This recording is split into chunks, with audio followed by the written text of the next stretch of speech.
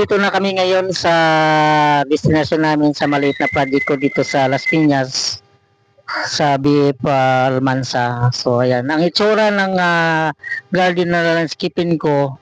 Na-landscape ko na ito nung pandemic. So gusto ng may-ari na i-relandscape. Kaya ayan, nag-decide kami na baguhin lahat. So ang konsepto nito ay parang tropical. So abangan nyo mga ka-landscape ang maging epekto nito kung ano ang kinalalabasan. So ayan pala mga ka-landscape, hands-on ako sa ganitong trabaho. Tingnan nyo naman, ako mismo naghuhukay ng tataniman ko ng halaman. So sobrang hirap lang ho ito mga ka-landscape. Napakainit yung time ng pag-set up namin ng halaman, tanghaling tapat. So ayan, ginagawa ko yung step by step. Inaano ko yung matataas muna na halaman, and then sa harap yun na yung mga bababa. Kaya pag natapos ito, maganda ang kalalabasan nitong tropical garden na ginagawa ko. Ayan, sinisit up ko na yung halaman na red bottle brush. Iniingatan ko ito para hindi masyado magalaw yung rocks, para hindi sila ma-stress masyado, para tuloy-tuloy yung pag-grow nila. Ito pala mayroong mga insisting na mga boulders dito, so ginamit ko na rin. Mayroon silang pagoda, jar. So ginamit ko sila lahat para makakadagdag din ng ganda sa landscaping na ginagawa ko.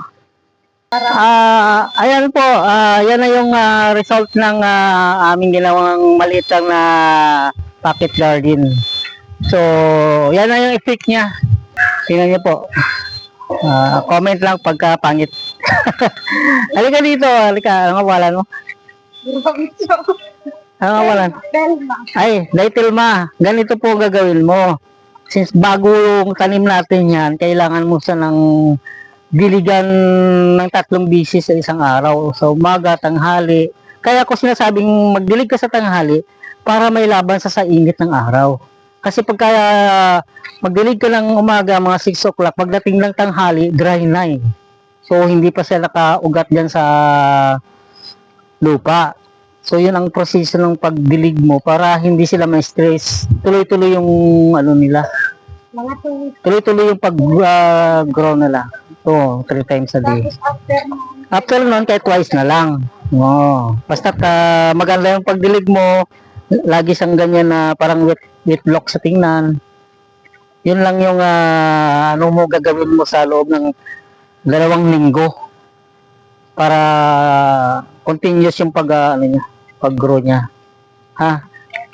Tapos dito sa loob, mayroon akong, dati ko pang nilandscape to. Mika.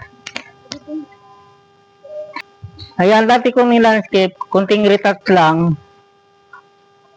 Nag-trim lang ako ng mga halaman. Nagdagdag ako ng konting halaman din sa ground. So yan, naglaki na yung ano ko. Yung tinanim ko dati. Matagal na ito, nung pandemic pa. So yan lang mga ka-landscape. Maraming salamat sa panonood.